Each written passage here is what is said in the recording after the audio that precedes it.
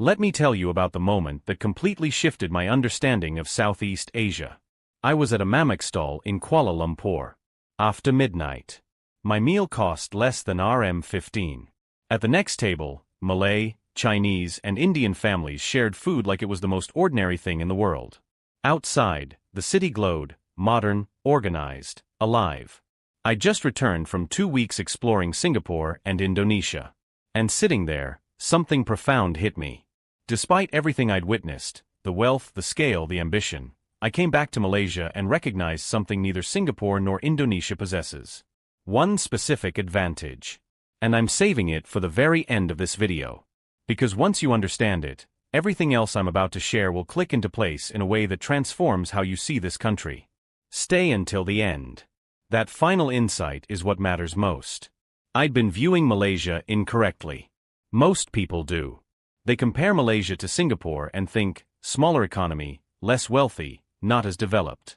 They compare Malaysia to Indonesia and think, smaller country, less powerful, less globally significant. Both comparisons completely miss the point. Because what Malaysia has built quietly, without demanding recognition, is something neither Singapore nor Indonesia has achieved. By the end of this video, you'll see exactly what that is. Let me start with Singapore, because that's where most people's misunderstanding of Malaysia begins. Singapore is remarkable. Let's be absolutely clear. The efficiency, the cleanliness, the infrastructure. Changi Airport alone makes every other Asian airport look inadequate.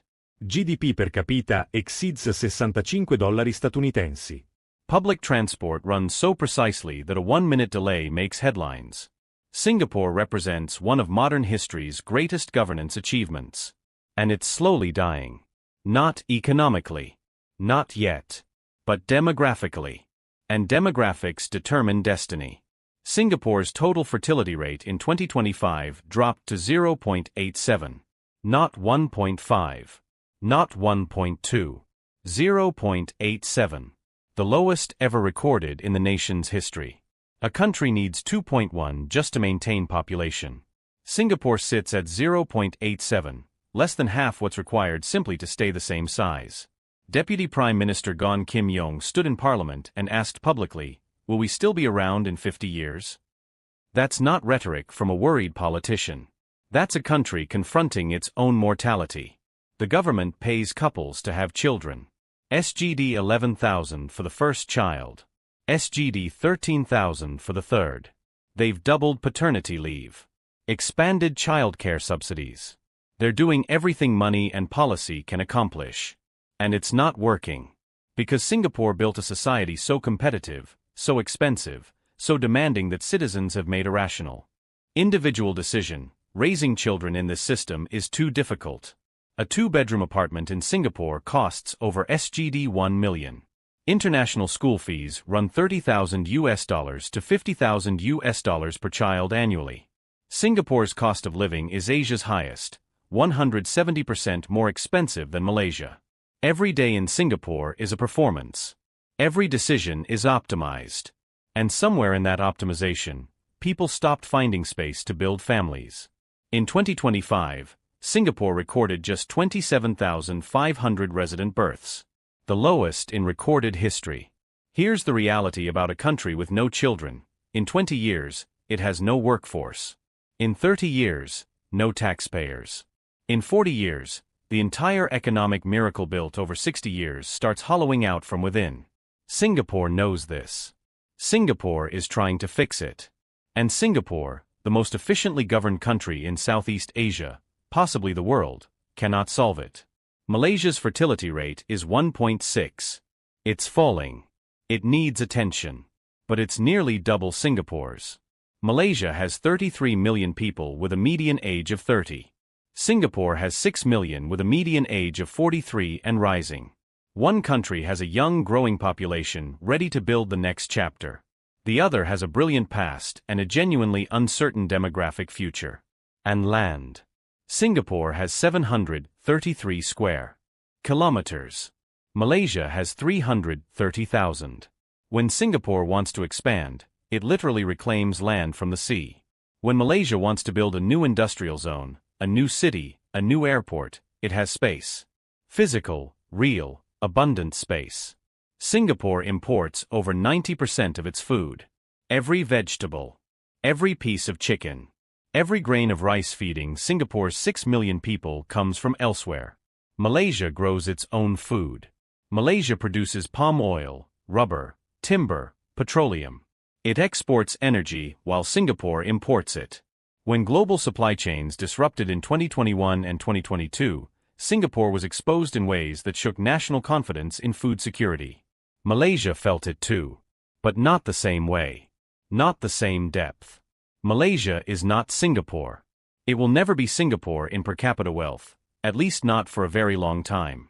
But Malaysia has something Singapore spent 60 years and billions of dollars trying to purchase and still cannot fully have: room to grow, resources to grow with, people young enough to grow into it. Now let's discuss Indonesia. Because if Singapore makes Malaysia feel small, Indonesia makes Malaysia feel overlooked. 281 million people.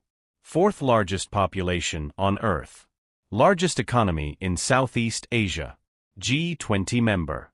An archipelago of 17,000 islands stretching across an ocean, containing more natural resources than most countries could imagine. Indonesia is a giant. And it's a giant with serious problems Malaysia solved long ago. Indonesia's GDP per capita is $4,925. Malaysia's is $11,874. That's not a small gap. That's nearly 2.5 times the income per person.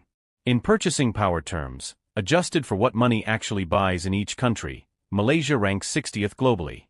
Indonesia rang 107 TH. Why does this gap exist between two Muslim-majority Southeast Asian neighbors with similar colonial histories, similar natural resources, and similar starting points? Infrastructure, governance, and the relentless, unglamorous work of building institutions that function. Indonesia's challenge is one of the world's hardest governance problems. 281 million people spread across 17,000 islands. Hundreds of languages.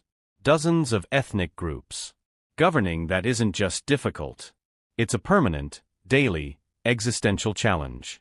Jakarta, the former capital, was literally sinking into the sea. The government is moving the capital to a brand new city called Nusantara in Borneo. A project costing billions, generating enormous controversy, and still far from complete. Corruption is a structural problem in Indonesia in ways directly affecting everyday business. Transparency International's Corruption Perceptions Index consistently ranks Malaysia significantly above Indonesia. Not because Malaysian institutions are perfect, they're not. But because the gap in institutional reliability is real. And it affects investment. It affects confidence. Affects daily decisions of companies choosing where to invest. Healthcare.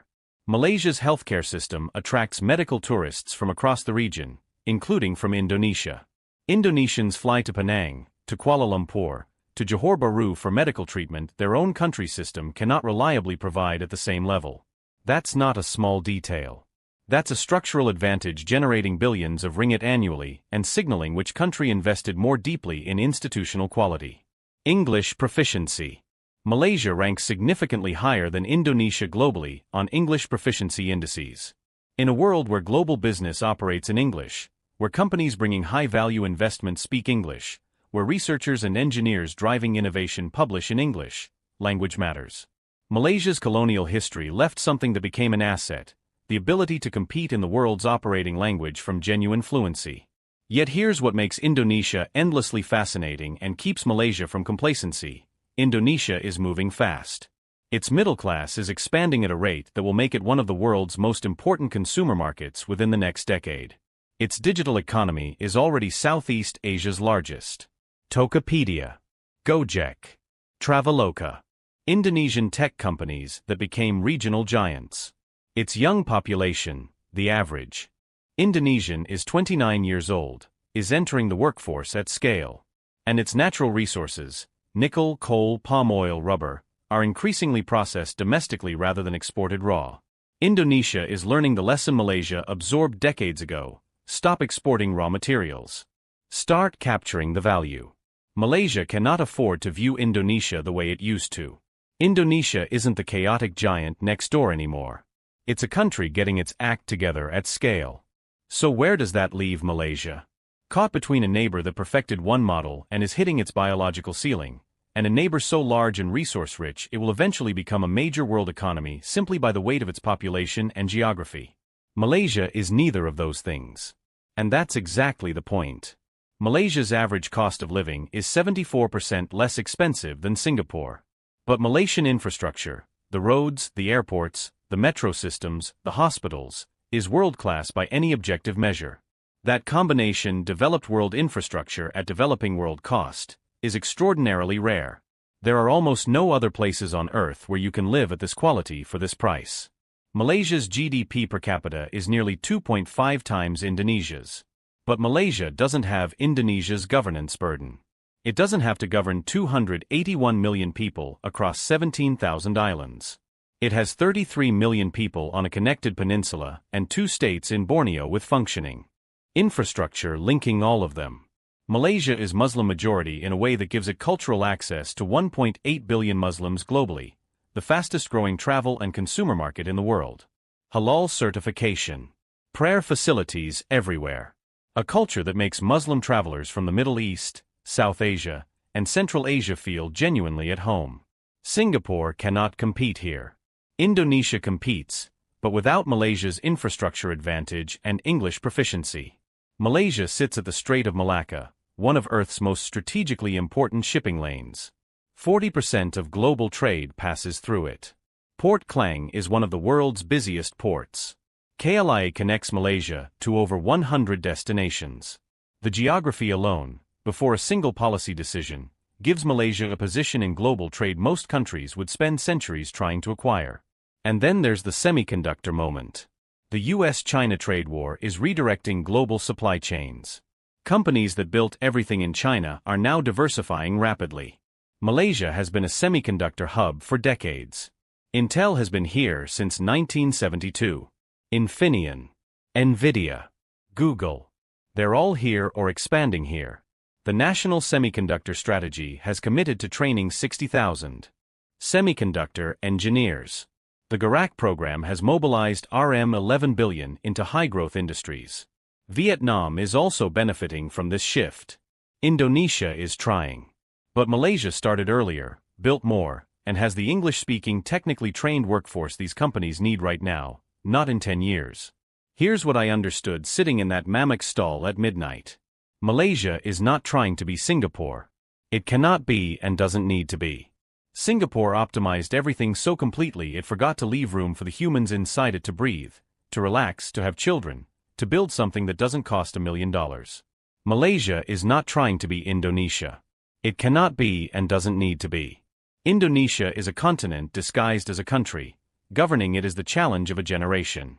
Malaysia is manageable in a way Indonesia by its very nature can never fully be. What Malaysia is, the country that figured out how to sit between both of them and build something neither could. Affordable enough to live in. Advanced enough to compete in. Young enough to keep growing. Connected enough to trade with the world. Muslim enough to lead a billion-person market. Stable enough to attract the investment that builds the next decade. Not perfect. The brain drain is real.